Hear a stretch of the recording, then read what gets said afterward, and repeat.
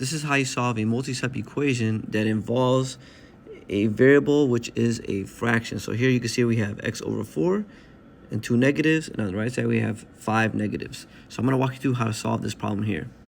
So the first thing you're going to do is you're going to copy and paste this into the first problem here. So copy and paste it, which you can see it's already done here. And now we are going to solve it. The way you solve these multi-step problems is, of course, you want to figure out what's the value of x. But if you have any ones, either positive or negative, you always want to eliminate those first. So in this case, we're going to eliminate the 2 negatives by creating 0 pairs. And the way we create a 0 pair with 2 negatives is by putting 2 positives there. And the fastest way to do that is to highlight both of these, click copy, and then make it opposite by clicking the word negate. I'm going to place this here just to keep it organized. And so I added 2 here. You can see it's not balanced anymore.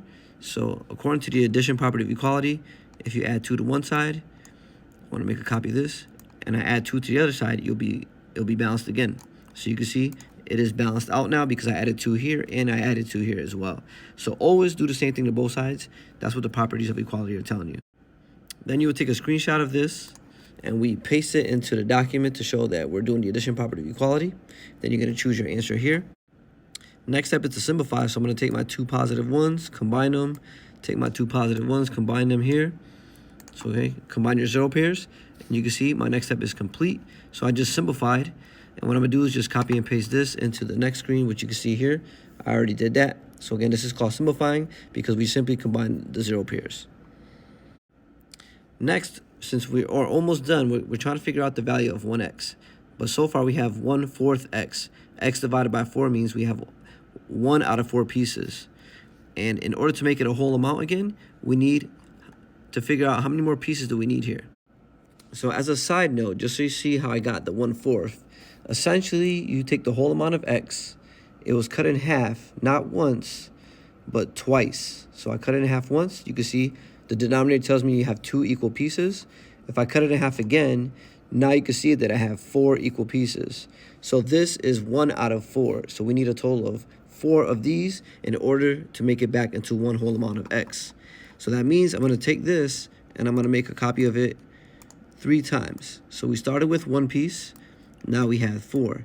So essentially we're basically multiplying this side by 4 because 1 piece times 4 gives me 4 pieces. And don't forget, since we're multiplying this side by 4, we got to do the same thing to this side. So I'm going to multiply this by 4. So I'm going to make copies of that. Since we have 3, if I multiply by 4, I should end up with 12.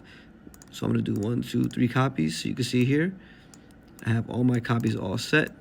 So I'm going to move these up here, and now I have my equation balanced out.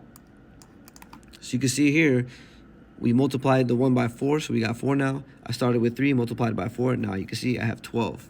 So essentially, 4 of these make a whole amount, and I can clearly see now that for every x to the 4th, I had 3. This is x to the 4th, another 3, x to the 4th, another 3, x divided by 4, another 3. Now I'll simply take a screenshot of this and paste it into my problem over here.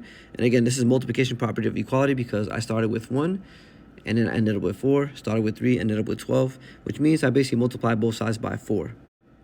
And then the last step is the easiest step, which is essentially 4 of these make one whole. So I just gotta select all these, click on merge, and you can see it became a whole amount again. And now I'll take a screenshot of this, paste it over here, and you can see my final answer was x is equal to 12 negatives. In other words, x is negative 12.